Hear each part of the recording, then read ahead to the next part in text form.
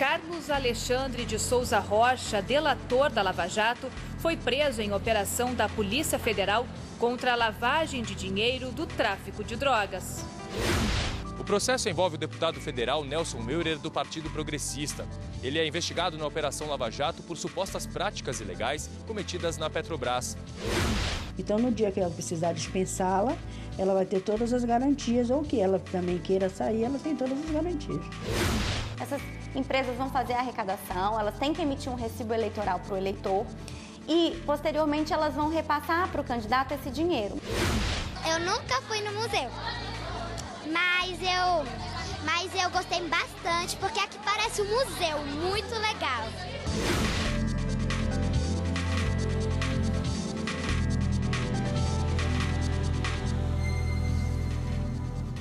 Olá, boa tarde. Boa tarde.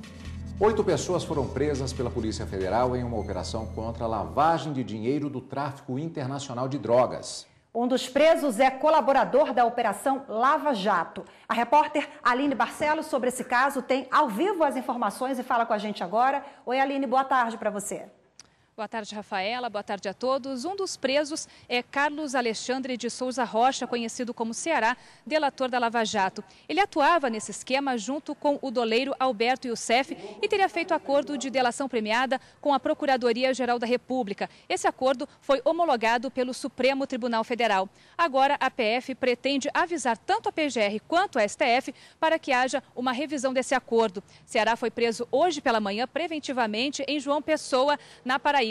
Segundo a PF, ele não teria mencionado durante o acordo de delação os crimes relacionados ao tráfico de drogas. Além dele, outras 7 pessoas também foram detidas nessa operação. Voltamos ao estúdio. Obrigada pelas informações, Aline. E terminou agora há pouco a sessão extraordinária do Conselho Nacional de Justiça. Este é o primeiro dos 4 encontros adicionais agendados para o mês de maio. O plenário do Conselho Nacional de Justiça analisou pedidos de diversos tribunais do país para flexionar o cumprimento da Resolução 219 de 2016 do próprio CNJ. Ela que tem como objetivo remanejar a força de trabalho dos servidores e cargos de confiança de acordo com a demanda das primeira e segunda instâncias. Para o relator conselheiro Fernando Matos, a aplicação do cronograma previsto na regra pode ser feita de acordo com as necessidades de cada tribunal. Ele foi acompanhado pela maioria dos conselheiros. A presidente do CNJ e do STF, ministra Carmen Lúcia, apresentou o voto vista contra a resolução do Tribunal de Justiça do Piauí. A medida do ano passado alterou o regimento interno para prorrogar mandatos dos atuais membros de cargos diretivos. O entendimento é de que a norma viola a LOMAN, a Lei Orgânica da Magistratura Nacional, que estabelece prazo máximo de 2 anos para o exercício de direção dos tribunais. Por unanimidade, os conselheiros anularam os efeitos da resolução, mas, em parte, permitiram que os desembargadores se candidatassem a mandato tampão, até que uma nova eleição de diretoria seja realizada. E a segunda turma do Supremo deve realizar daqui a pouco o primeiro julgamento da Operação Lava Jato contra um deputado federal com prerrogativa de foro. O repórter Gabriel Ciafrei, ao vivo, tem mais informações sobre esse caso, com quem eu converso agora. Gabriel, boa tarde. Oi, Rafaela, boa tarde para você, boa tarde a todos. O processo envolve o deputado federal Nelson Meurer, do Partido Progressista. Tanto ele quanto o partido são suspeitos de cometer práticas ilegais relacionadas à Petrobras. Há suspeita de repasses indevidos de verbas e também a participação em grupo criminoso que teria atuado na diretoria de abastecimento da estatal entre os anos de 2006 e de 2014. De acordo com as investigações, foram centenas de repasses que totalizaram 358 milhões de reais. Ainda segundo a Procuradoria-Geral da República, 2 filhos do parlamentar também teriam ajudado a ocultar os bens. Meurer responde por lavagem de dinheiro e corrupção passiva. Ele será julgado diretamente aqui no Supremo Tribunal Federal, porque tem foro por prerrogativa de função. Rafaela, com você. Obrigada, Gabriel.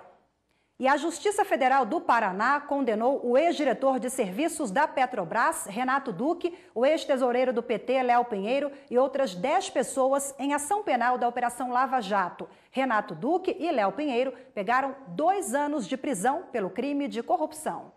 O também ex-tesoureiro do PT, Paulo Adalberto Ferreira, foi condenado pelo juiz federal Sérgio Moro a quase 10 anos de prisão em regime fechado. Essa foi a primeira condenação dele na Lava Jato.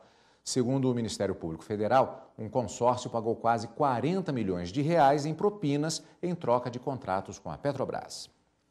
E você vai ver no próximo bloco do Jornal da Justiça. 75% dos empregados domésticos ainda não têm carteira assinada. Então, no dia que ela precisar dispensá-la, ela vai ter todas as garantias, ou que ela também queira sair, ela tem todas as garantias.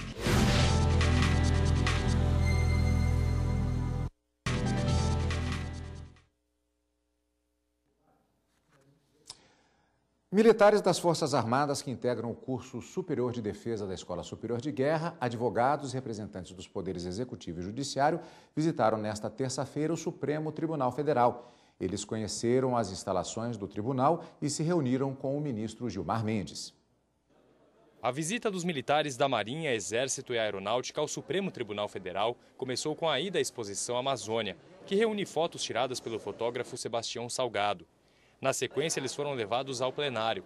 Por lá, aprenderam um pouco mais sobre o funcionamento e os julgamentos realizados pelo STF. Criou-se a Casa da Suplicação do Brasil, 1808. Então, ao todo, o Supremo tem 210 anos de história. Na sequência, os militares foram até a sala de julgamentos da segunda turma, onde participaram de uma conferência com o ministro Gilmar Mendes sobre o papel e a atuação do Supremo Tribunal Federal. Defender a Constituição e fixar uma interpretação razoável do direito federal, mas também nós somos considerados, e isto é importantíssimo, nos modelos de jurisdição constitucional, nós fomos concebidos também como uma instituição guarda da federação. Por isso que os chamados conflitos federativos, eles são ajuizados aqui no Supremo Tribunal Federal. Para nós, o conhecimento da estrutura do STF, ele produz conhecimentos para o desenvolvimento dos trabalhos nesse viés de buscar os conhecimentos para que nós possamos desenvolver os trabalhos internos na escola.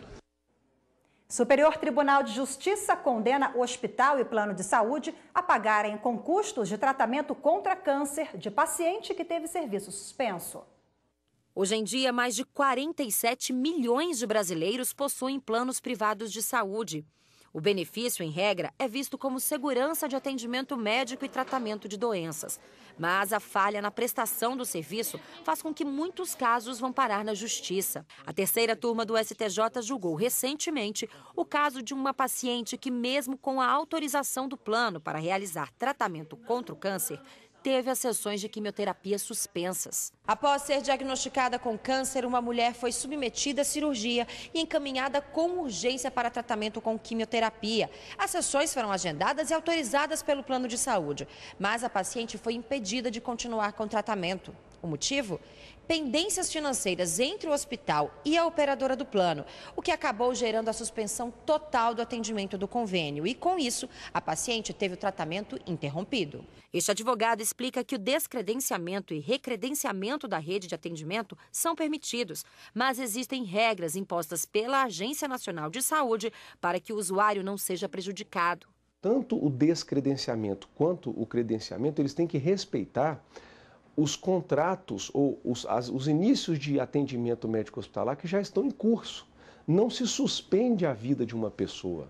Por isso que não se pode suspender o tratamento de uma pessoa por uma questão burocrática na qual o consumidor está de todo correto. Não se suspende a vida e não se suspende um contrato cuja prestação seja o atendimento à vida de uma pessoa. Como já estava no meio do tratamento e não recebeu nenhum comunicado prévio por parte da operadora do plano, a paciente entrou com a ação de antecipação de tutela para garantir a continuidade do tratamento no mesmo hospital. O Tribunal de Justiça de São Paulo determinou que o plano de saúde e o hospital respondessem solidariamente pela continuidade do tratamento, por entender que ambos integram a mesma cadeia de fornecimento de serviço.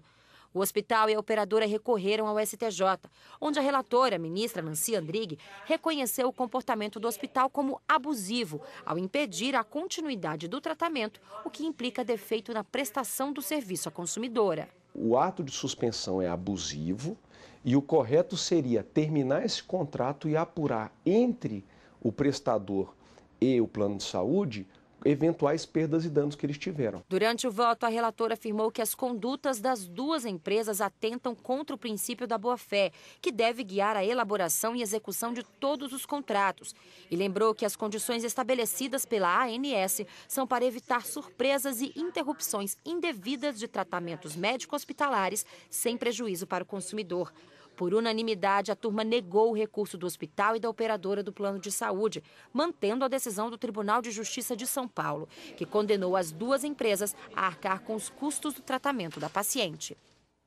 E agora, olha só, Cadu, mesmo com as mudanças na lei nos últimos anos, a cada 4 empregados domésticos, 3 ainda não têm carteira assinada. Rafaela, a valorização do trabalhador doméstico foi tema de uma ação social em Salvador, na Bahia. Simone trabalha há 10 anos em uma casa de família. Ela faz parte dos 25% das domésticas que trabalham com carteira assinada. Segundo dados do Programa E-Social do Governo Federal, são mais de 6 milhões de domésticas no Brasil e apenas 1,5 milhão têm a carteira assinada. Não trabalhava de carteira assinada, trabalhava 3 dias na semana, mas não era de carteira assinada. Então, cada dia que eu trabalhava, eu recebia meu dinheiro ali. Mas o dia que eu não podia trabalhar, eu não recebia. Então, não tinha aquela certeza assim, que se eu ficasse ali trabalhando, se eu ia ganhar, receber dinheiro ou não. Nada me garante que eu vou poder ter Simone a vida toda. Então, no dia que ela precisar dispensá-la, ela vai ter todas as garantias, ou que ela também queira sair, ela tem todas as garantias. Para promover essa conscientização entre patrões e empregados, o TRT da Bahia participou da 9ª edição da Semana de Valorização do Trabalho Doméstico. Emissão da carteira de trabalho, orientações previdenciárias, sindicais e psicológicas são alguns dos serviços ofertados aqui na Semana de Valorização do Trabalhador Doméstico. Uma boa ajuda para Maria, né? Maria, o que você veio fazer aqui hoje? Eu vim tirar a primeira vez da carteira de trabalho. E como foi o atendimento? Facilitou a sua vida? Facilitou sim, fui muito bem recebida, gostei. E já vai pegar a carteira hoje mesmo? Já vou pegar hoje. Foi maravilhoso, eles me orientaram muito bem, tiraram as minhas dúvidas. O principal problema que as trabalhadoras procuram a gente é a negação da assinatura da carteira. A legislação diz que essa carteira tem que ser assinada no primeiro dia de trabalho, mesmo no período de experiência. A juíza do trabalho, Silvia Teixeira, foi uma das palestrantes e abordou o direito da trabalhadora na justiça. A partir da PEC de 2013, nós tivemos uma melhoria muito grande no trabalho doméstico como um todo no Brasil. Possibilidade de hora extra, adicional noturno, intervalo e tantos outros direitos. A juíza ainda acrescentou a importância da participação do TRT, tirando dúvidas da população. A nossa clientela é uma clientela de trabalhadores.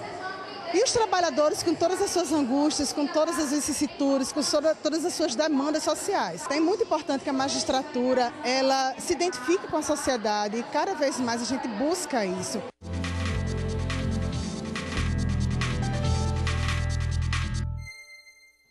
Para falar mais sobre o assunto, recebemos aqui nos estúdios da TV Justiça a advogada Fernanda Sabiá. Antes de mais nada, muito obrigado pela presença. Obrigada, boa tarde. Obrigada, boa tarde. Doutora, a lei chegou com uma grande perspectiva de colocar ordem na casa. Nós podemos dizer que o empregado doméstico tem o seu direito garantido ou ainda falta um pouco para que, como vimos na matéria, seja reforçada a aplicação desse direito? Olha, nós podemos dizer que sim, os direitos estão sendo garantidos.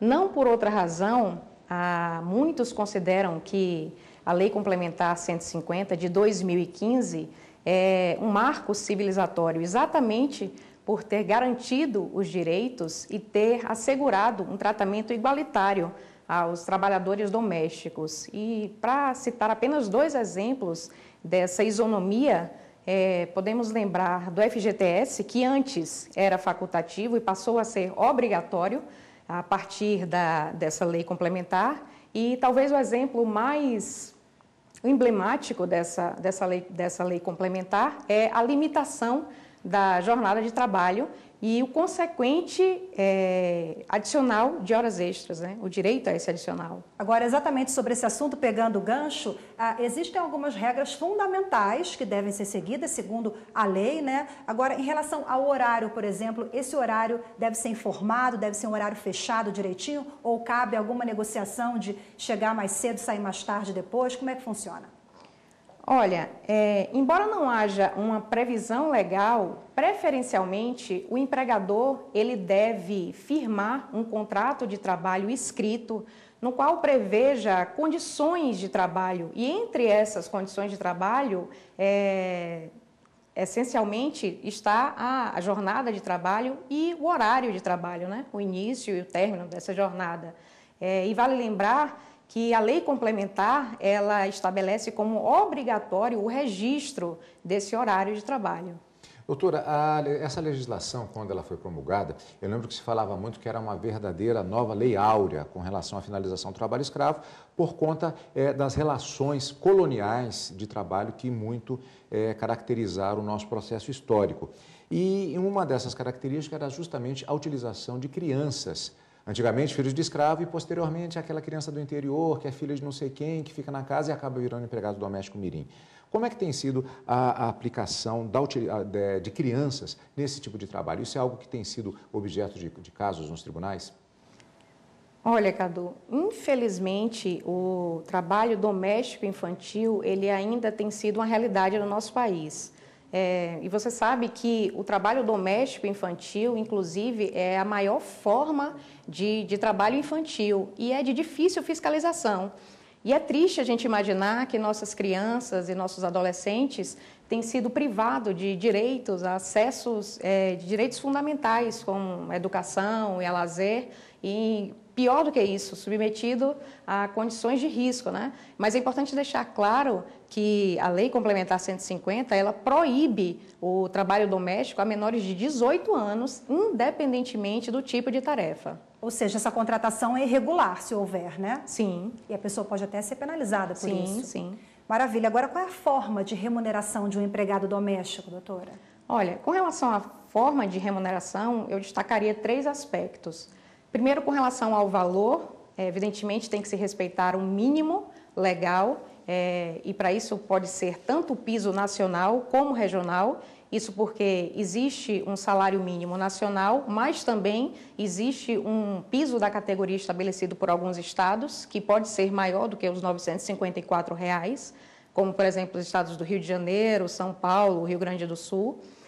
Um segundo aspecto diz respeito à periodicidade, isso porque os trabalhadores podem receber por mês, por quinzena, por dia, até mesmo por hora. Está liberado isso. Sim, e um terceiro aspecto é a forma em si, ou seja, ele pode receber em espécie, ele pode receber em depósito numa conta pessoal ou em conta salário, ou mesmo em cheque. Mas para isso o empregado o empregador ele só tem que ter o cuidado de liberar o empregado no horário de funcionamento da agência bancária.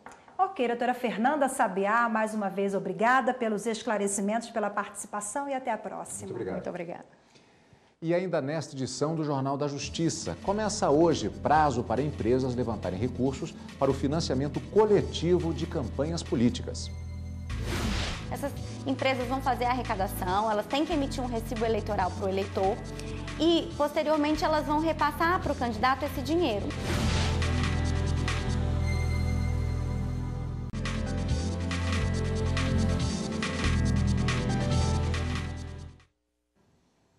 Olha só, começa hoje o prazo para que os cadastrados no Tribunal Superior Eleitoral levantem recursos de financiamento coletivo. E até agora, 20 empresas estão habilitadas a fazerem as vaquinhas virtuais.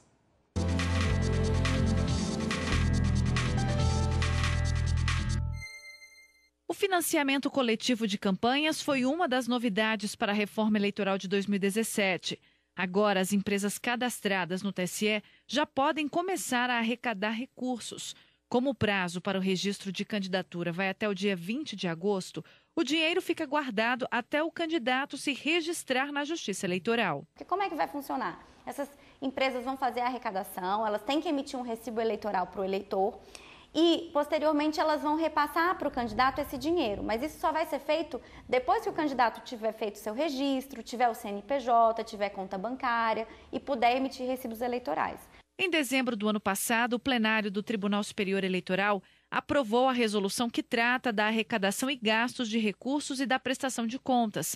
A instrução também regula as chamadas vaquinhas virtuais. O documento prevê, por exemplo, um limite diário de R$ 1.064 para doações por essa modalidade. E, claro, há também o teto de 10% do total declarado para a Receita Federal este ano. Mesmo por financiamento coletivo, a doação de pessoas jurídicas continua proibida. É importante que tanto o eleitor quanto o candidato acompanhem isso, que vai haver o tribunal ele estabeleceu na resolução uma forma de transparência importante, no sentido de que as empresas que realizarem esse serviço tenham que fazer o registro imediato de quem está doando e para quem está doando. Porque essa transparência é uma forma de estar controlando se o dinheiro está chegando aonde ele de fato tem que chegar. Os candidatos vão poder receber dinheiro de vaquinhas virtuais até o dia da eleição. No site tse.jus.br está disponível a lista completa das empresas cadastradas na Justiça Eleitoral para realizar o financiamento coletivo. STF nas escolas. Durante toda a semana, a equipe do Museu do Supremo visitará escolas públicas do Distrito Federal para mostrar a história do judiciário no Brasil. O projeto faz parte da Semana do Museu. O primeiro colégio escolhido para receber a equipe do Museu do Supremo Tribunal Federal foi o Centro Educacional do Gama, uma cidade do Distrito Federal. Aqui, cerca de 100 alunos do 6º ano tiveram a oportunidade de conhecer pelo telão, por meio de fotos e vídeos, móveis, objetos de decoração, livros e documentos que fazem parte do acervo que conta a história da implantação do Poder Judiciário no Brasil. Além disso, os estudantes puderam conferir de perto medalhas de homenagem aos 150 anos do STF, uma máquina de escrever e versões impressas da primeira Constituição do Brasil, da época do Império, em 1824. Esta é a primeira vez que o STF participa de um projeto em parceria com o Instituto Brasileiro de Museus. A ideia é levar informações das peças históricas para a população que não tem acesso à internet e nem condições de visitar esses locais. Dentro da tecnologia, nós criamos o catálogo virtual, que a pessoa pode entrar no site do tribunal e conhecer todo o nosso acervo museal. E para o público offline, nós resolvemos vir até a escola, trazendo algumas peças, não são todas, lógico, porque muitas são frágeis, aquelas que a gente pôde trazer. Apresenta o catálogo virtual e a gente apresenta também o Poder Judiciário pela cartilha que foi criada. O pequeno livro, cheio de desenhos, explica de forma fácil e clara o significado de palavras usadas em julgamentos. A gente elaborou essa cartilha no decorrer de um ano. E dentro dela tem um glossário jurídico, fala um pouco dos direitos das crianças e dos adolescentes, tem o glossário jurídico, uns joguinhos, e aí essa cartilha foi lançada agora, no início desse mês, e a gente está aproveitando para distribuir agora na 16ª Semana dos Museus nas escolas públicas. Eu estou achando legal, porque é bem legal para a gente aprender, né, para quem quer ser advogado, juiz, aí é bom para a gente aprender isso, né? Sobre o Brasil. Muito educativo, que faz a gente aprender melhor as coisas, estudar bem. É isso aí. Eu nunca fui no museu, mas eu gostei bastante, porque aqui parece um museu, muito legal. Rafael, os advogados gostam de dizer que tudo é direito. E o futebol também, por que não? Por isso vamos falar um pouquinho de futebol. A lista dos 23 jogadores convocados pelo técnico Tite para a Copa do Mundo não trouxe muitas surpresas. E há 30 dias do início dos jogos, os brasileiros começam a ficar ansiosos para exibir o quê? A camisa da seleção. Pois é, Cadu, agora para quem é torcedor de carteirinha, como você, como eu, será que o trabalhador pode usar a camisa do jogador preferido durante o expediente? Pois é. Vamos ver agora na reportagem. Logo que foi contratado para trabalhar como porteiro, o Rodrigo foi informado de que teria de usar uniforme. Ou seja, no local de trabalho, nada de camisas de times de futebol. Eu vou até no trabalho só. Chego no trabalho, eu vou, troco, boto o uniforme. Mas é difícil também ir com ela para o trabalho. É raro. E ele adotou o procedimento correto. É que nem sempre os empregadores concordam com os funcionários usarem camisas de times de futebol durante o horário de trabalho. Os empregados, por sua vez, têm que respeitar as regras. Ao criar a restrição, as empresas devem escrever um documento falando da proibição, informar a todos os funcionários. Os empregados devem assinar o documento. Na medida que ele faz isso, o que o funcionário está dizendo? Que, naquele momento, ele concorda com aquelas normas. E aí, qualquer descumprimento dessas normas, né, ele pode sofrer aí, né, entendeu? Sanções. Elas podem ir de uma simples advertência a uma demissão por justa causa, mesmo com a possibilidade de decidir sobre a proibição do uso de camisetas de times de futebol. A empresa não pode violar direitos dos funcionários. Você não pode ter normas que restringam direitos trabalhistas, acordos e convenções, entendeu, coletivas, né? Então você tem que cumprir a norma, você tem que cumprir também aquilo que nós chamamos de dignidade da pessoa humana, né? Então, uma empresa não pode criar dentro da sua norma interna que o funcionário não possa usar barba, que o funcionário tenha que ter o cabelo cortado de tal forma, né? Então isso, na realidade, viola um direito constitucional dele. Agora, com camisa ou sem camisa, o que vale é torcer, né, Cadu? Com certeza. E todo mundo acaba se envolvendo, não tem jeito. Com né? certeza. E lembrando que agora você pode acessar a nossa programação, rever reportagens e os programas aqui da nossa emissora no novo canal da TV Justiça no YouTube. É muito simples, é só você acessar aí youtube.com/TV Justiça Oficial. Se inscreva no canal e aproveite o melhor da nossa programação. Bom, hoje nós ficamos por aqui. Obrigado pela sua audiência e até amanhã. Boa tarde, até amanhã.